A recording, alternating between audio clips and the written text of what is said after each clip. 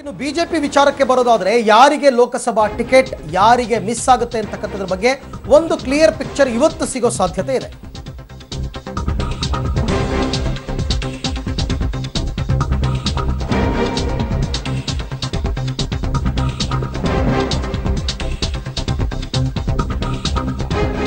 Okay, ಯಾರಿಗೆ BJP Lok Sabha ticket ಯಾರಿಗೆಲ್ಲ ಇಲ್ಲ ಬಿ ಫಾರಂ ಅಂತಕ್ಕಂಥದ್ದು, ಹಾಲಿ ಸಂಸದರಿಗೂ ಟಿಕೆಟ್ ಸಿಗುತ್ತಾ, ಹೊಸಬರು ಮತ್ತು ಪಕ್ಷಾಂತರಿಗಳಿಗೆ ಮಣೆ ಹಾಕ್ತಾರಾ, ಇವೆಲ್ಲ ಪ್ರಶ್ನೆಗಳಿಗೆ ಇವತ್ತು ಸಾಯಂಕಾಲ 5 ಗಂಟೆಗೆ ದೆಹಲಿಯಲ್ಲಿ ಬಿಜೆಪಿ ರಾಷ್ಟ್ರೀಯ ಅಧ್ಯಕ್ಷ ಅಮಿತ್ ಶಾ ನೇತೃತ್ವದಲ್ಲಿ ಸಭೆ ನಡೆಯುತ್ತೆ.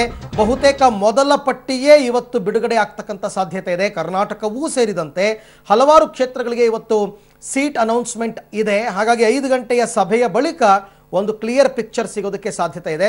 ಈಗಾಗಲೇ ರಾಜ್ಯ ಬಿಜೆಪಿಯವರು ಸಂಭಾವ್ಯ ಅಭ್ಯರ್ಥಿಗಳನ್ನು ಈಗಾಗಲೇ ಪಟ್ಟಿಯನ್ನು ಕಳಿಸ್ಕೊಟ್ಟಿದ್ದಾರೆ. ಚಿಕ್ಕೋಡಿ ಕ್ಷೇತ್ರದಿಂದ ರಮೇಶ್ ಕತ್ತಿ, ಲಿಂಗಾಯತ ಕೋಟಾದಡಿ ಅವರಿಗೆ ಟಿಕೆಟ್ ಅನ್ನು ನೀಡಲಾಗಿದೆ. ಉಮೇಶ್ ಕತ್ತಿ ಅವರ ಸಹೋದರ ರಮೇಶ್ ಕತ್ತಿ ಅವರಿಗೆ ಕೊಡ್ತಕ್ಕಂಥದ್ದು. ಇನ್ನು ಬೆಳಗಾವಿಯಿಂದ ಸುರೇಶ್ ಅಂಗಡಿ ಅವರ ಹೆಸರು ಕೂಡ ಫೈನಲ್ ಆಗಿದೆ ಅಂತಕ್ಕಂಥದ್ದು ಹೇಳಿ ಬರ್ತಾ ಇದೆ. ಸೊ ನೋಡೋಣ ಏನಾಗುತ್ತೆ ಅಂತ. ಈ ಬಗ್ಗೆ ಮತ್ತಷ್ಟು ಮಾಹಿತಿಯನ್ನು ಪಡೆಯೋಣ ನನ್ನ ಕೊಲೀಗ್ ಶಬೀರ್ ಅವರಿಂದ.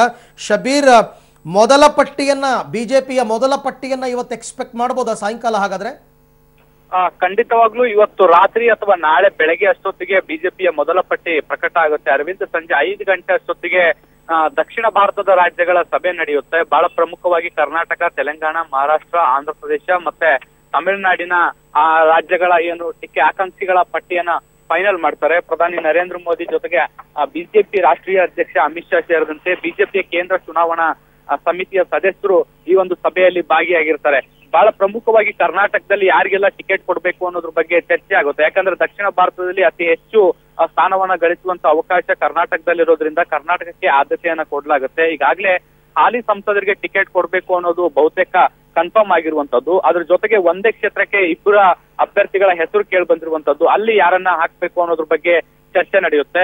ಮತ್ತೊಂದು ಪ್ರಮುಖ ಬೆಳವಣಿಗೆ ಅಂದ್ರೆ ಈಗಾಗಲೇ ಪಕ್ಷೇತರ ಅಭ್ಯರ್ಥಿಯಾಗಿ ಮಂಡ್ಯದಿಂದ ಸುಮಲತಾ ಅವರು ಕಣಕ್ಕಿಳಿಯುವಂತ ಹೇಳಿಕೆಯನ್ನ ಕೊಟ್ಟಿರುವಂತದ್ದು. ಹಾಗಾಗಿ ಹಿಂದೆ ಬಿಜೆಪಿ ನಾಯಕರು ಹೇಳಿದ್ರು ಅವರು ಪಕ್ಷೇತರ ಅಭ್ಯರ್ಥಿ ಆದ್ರೆ ನಾವು ಬೆಂಬಲಿಸುವಂತ ಸಾಧ್ಯತೆ ಇದೆ ಅನ್ನೋ ಒಂದು ಮಾತನ್ನ ಹೇಳಿದ್ರು. ಇವತ್ತು ಹೈಕಮಾಂಡ್ ಸಮ್ಮುಖದಲ್ಲಿ ರಾಜ್ಯ ಬಿಜೆಪಿ ನಾಯಕರು ಚರ್ಚೆಯನ್ನ ಕೂಡ ಮಾಡ್ತಾರೆ. ಸುಮಲತಾ ಅವರಿಗೆ ಬೆಂಬಲವನ್ನ ಕೊಡ್ಬೇಕಾ ಅಥವಾ ಮಂಡ್ಯದಲ್ಲಿ ಬಿಜೆಪಿ ಅಭ್ಯರ್ಥಿಯನ್ನ ಹಾಕ್ಬೇಕಾ ಅನ್ನೋದ್ರ ಬಗ್ಗೆ ಚರ್ಚೆ ಆಗುತ್ತೆ. ಅದ್ರ ಜೊತೆಗೆ ಈಗಾಗಲೇ ಕಲಬುರಗಿಯಿಂದ ಉಮೇಶ್ ಜಾಧವ್ ಮತ್ತೆ ಹಾಸನದಿಂದ ಎ ಮಂಜು ಅವರಿಗೆ ಟಿಕೆಟ್ ಅನ್ನ ಕೊಡ್ಬೇಕು ಅನ್ನೋದು ಅಂತಿಮ ಆಗಿರುವಂತದ್ದು. ಆ ಬಗ್ಗೆ ಕೂಡ ಒಂದಿಷ್ಟು ಚರ್ಚೆ ಆಗುವಂತ ಸಾಧ್ಯತೆ ಇರುವಂತದ್ದು. ಬಹುತೇಕ ಎಲ್ಲಾ ಚರ್ಚೆಯ ಬಳಿಕ ಇವತ್ತು ರಾತ್ರಿ ಅಷ್ಟೊತ್ತಿಗೆ ಬಿಜೆಪಿಯ ಮೊದಲ ಪಟ್ಟಿ ಪ್ರಕಟ ಆಗುವಂತ ಸಾಧ್ಯತೆ ಇದೆ. Arvind. Okay Shabir, thank you. ತಮ್ಮೆಲ್ಲ ಮಾಹಿತಿಗಾಗಿ ಧನ್ಯವಾದ.